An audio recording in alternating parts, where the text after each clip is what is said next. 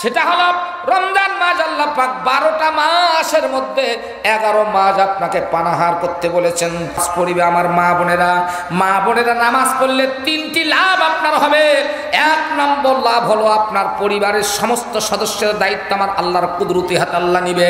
2 নম্বরটা হলো আপনার সতীত্ব বজায় রাখার জন্য আল্লাহ দায়িত্ব নিবে, সুবহানাল্লাহ কোন। 3 নম্বরটা আপনার বাচ্চা কাচ্চা স্বামী সন্তান সকলের রিজিকের ব্যবস্থা আল্লাহ করে দিবে, আল্লাহু আকবার কোন। সেটা হলো হালাল রুজি। আজকে হালাল রুজির সঙ্গে সম্পর্ক না থাকার কারণে 80% ছেলে বাবার কথা শোনে না, কথা ঠিক না বেঠি? বিয়ে করা 6 মাস ছেলে বউ বেগল খায়, আলাদা খায়, ঠিক না? এজন্য ইবাদত কবুল হওয়ার শর্তের মধ্যে আসছে হালাল রুজি, আল্লাহু আকবার কোন। আপনি বাচ্চা কাচ্চার জন্য যা কামাই করিবেন হালাল রুজি যেন হয়। আর হালাল রুজি কখন আসবে? যখন আপনি নামাজকে ধরিবেন আঁকড়িয়ে, নামাজের মাধ্যমে আপনার হালাল রুজির ফয়সালা আল্লাহ দিবে, সুবহানাল্লাহ সুবহানাল্লাহ।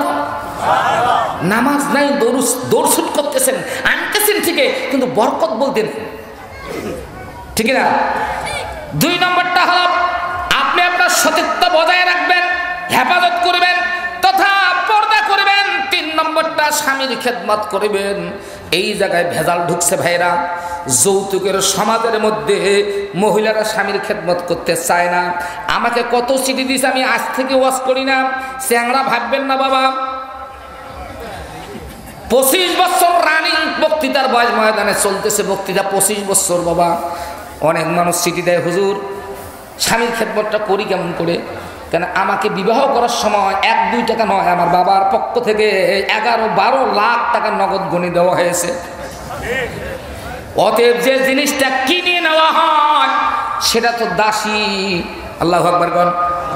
অতএব স্বামীকে আমার বাবা কিনে নিয়ে আমার জামাই বসাইছে, অতএব জামাই খেদমত করিবে আমার, আমি কেন কর্ম? উল্টো ওয়াজ ছেড়ে দেন। নারী জাতি দুষ্টমতি, কি যে মন্ত্র জানে, লাগাইয়া প্রেমের রশি আস্তে আস্তে টানে, ঠিক না? নারী জাতি এমন জাতি, যদি ভালো হয়, যদি ভালো নারী হয়, নারী জাতি এমন জাতি যেমন ডাল কদমের ফুল, নারী জাতিকে ভালোবাসে আল্লাহ ও রাসূল। মারহাবা কোন, মারহাবা কোন।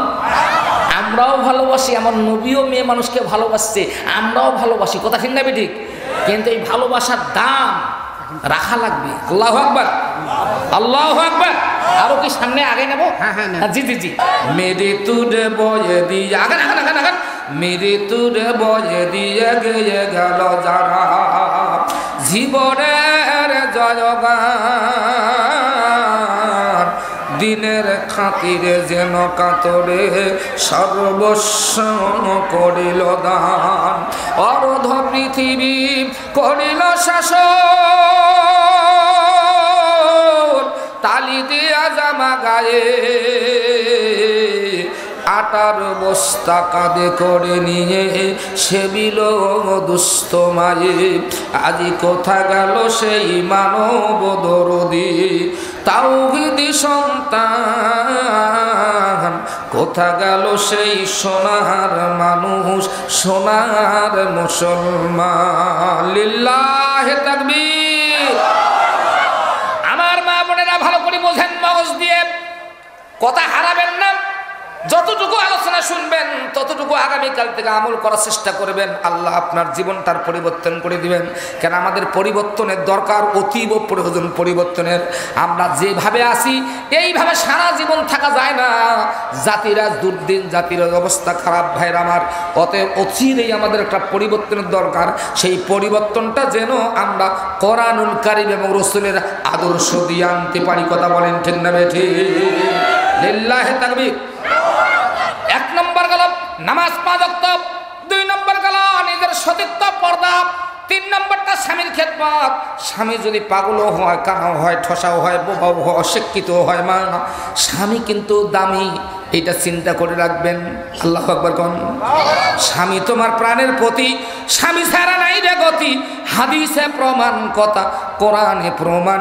স্বামীর সেবা করতে হবে, বাজি রেখে যান।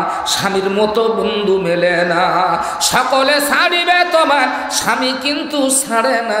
স্বামীর মতো বন্ধু পাবে না। কথা ঠিক না বেঠে আমার ভাইরা? এই 3 নম্বর। 4 নম্বর যেটা কাজ, সেটা হলো রমজান মাস। আল্লাহ পাক 12টা মাসের মধ্যে 11 মাস আপনাকে পানাহার করতে বলেছেন। সকালে খান, দুপুরে খান, বিকালে খান, রাত্রে খান, ভোরবেলা খান, 3টার সময় খান, আপত্তি নাই। ফজরের পরে পরে খান, ফজরের আগে খান, আপত্তি নাই। আমার আল্লাহর বক্তব্য মুসলিম পরিবারের জন্য, মুসলমানের জন্য, ইসলাম ধর্মের জন্য, ইসলাম ধর্ম পালন কর্মওয়ালাদের জন্য আমার আল্লাহ 11 মাস খাওয়ার হুকুম দিলেন। সব সময় খাওয়া যাবে। একটা মাস দিনের বেলা আল্লাহ পানাহার বন্ধ করে দিয়া আল্লাহকে খুশি করার জন্য ফরজ রোজা দিয়েছেন। কথা বলেন ঠিক না বেঠি? নামাজ দৈনন্দিন 5 ওয়াক্ত ফরজ। আল্লাহু আকবার। রোজা বছরে একবার ফরজ 1 মাস, জাকাত হলো বছরে একবার, হজ হলো জীবনে একবার। কিন্তু আমার ভাইরা, পর্দা ফরজটা ঘর থেকে বেরোবেন, ফিরবেন না যতক্ষণ পর্দা চলবে ততক্ষণ। কথা ঠিক না বেঠি? নারায়ে তাকবীর। এই 4টি কাজ যদি কোনো মা করতে পারে, রমজান মাসের রোজা, পর্দা, স্বামীর খেদমত আর 5 ওয়াক্ত নামাজ, আল্লাহর নবী গ্যারান্টি দিল ওই মহিলার জন্য, ওই মায়ের জন্য, বোনের জন্য 8টা জান্নাতের মালিক। সুবহানাল্লাহ। বাস স্টেট কাট কথা। গভীর মনোযোগ আমার ভাইরা। আমার মহান আল্লাহ তাআলার বক্তব্য হলো, বান্দা বান্দিরে মগজ দিয়ে ভালো করে বুঝো, না বুঝলে হবে না। আজ পৃথিবীর মানুষ না বুঝার কারণে আজকে দুর্ধর্ষের মধ্যে পড়ে গেছি, আমরা দুরবস্থার মধ্যে পড়ে গেছি। আজকে একটা জিনিস না বুঝার কারণে খুনাখুনি, মারামারি, রাহাজানি, সন্ত্রাসী সন্ত্রাসীমূলক কর্মকাণ্ড আর মারপিট থেকে শুরু করে জেল জরিমানা যত কিছু দেখছি ভাইরা, আমার চুরি ডাকাতি, খুন খারাপি, সব কিছুর মূলে হলো এই জাতি সব বোঝে, একটা জিনিস বোঝে না, সেটা হলো আল্লাহর কালাম, কোরআন। কথা বলেন ঠিক না বেঠি?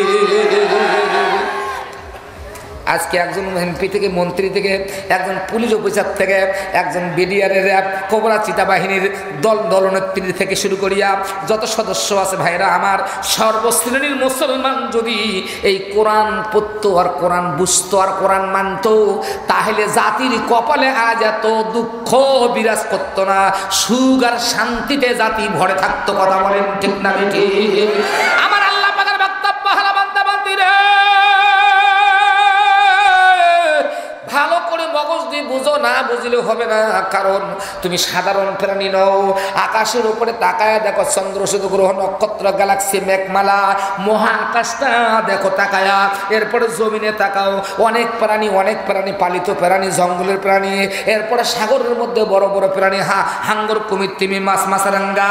এ বান্দা বান্দিরে, আমি আমার কুদরতের দ্বারা যত কিছু বানায়া জমিন আসমান সাজাইছি, মানুষের মতো করে, কৌশল করে আমি কোন সৃষ্টিকে বানাই নাই। জোরে কোন আল্লাহু আকবার। তুমি উঠতে পারো, বসতে পারো, কাঁধ হয়ে ঘুমাইতে পারো, ডান কাঁধ হতে পারো, বাম কাঁধ হতে পারো, সিধ হয়ে ঘুমাইতে পারো, উপর হইতে পারো, হাঁটু ধাক দিয়া তুমি মিডিল হতে পারো। এরপর সেজদা গেলে তুমি গুরুমুর করে সুন্দর করে হাত এবং পাগুলা জোরো করিয়া কপাল লাগাই দিয়া সেজদা করতে পারো। এই কন্ডিশন দিয়া আমি কোনো প্রাণী বানাই নাই, শুধু মানুষ জাতিকে বানাছি। আর রহমান আল্লামাল কোরআন খলাকাল ইনসান।